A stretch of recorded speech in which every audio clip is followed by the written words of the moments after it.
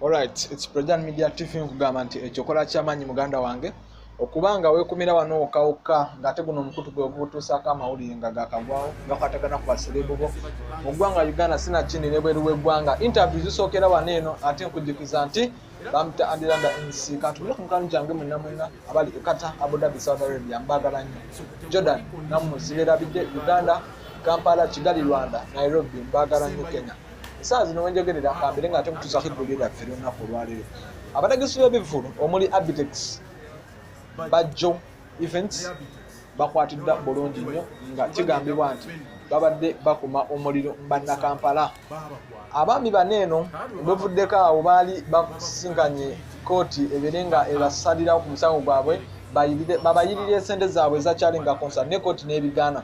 Kakati no badde balina t-shirts ze bafulumizza nga kigambibwa bagenda zitunda ku Independence ng'era batandise okuba nga bazitunda babeere nga basumulula Abannayuganda abavubuka abaasibwa babeere nga bateeba kubanga beetaaga ssente.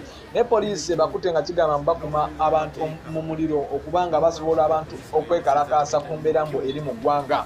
Abitex ne Bajjo essaawa zino bali ku poliisi enkulu eya CPS bakumibwa poliisi butiribiri olw'ensonga nga gye nkugambeko ey'okuma bantu omuliro. Babadde balina t-shirt ze batunda nga ziriko people power ate nga ziriko people power ku Independence nga waliwo ekivulu kya Bobi Wine kigenda okuba nga kihapeninga soon ekiyitibwa osobola ku Independence Day. Nga t-shirt baadde batandise okuba nga bazitunda naye poliisi egamba bali mukuma bantu kwekalakaasa ate bayinza ne bagulako omusango ogumanyiddwa nga treason. Ngegamba mawulire saa zino agala ku Prejan Media TV, likinga, commentinga, sharinga.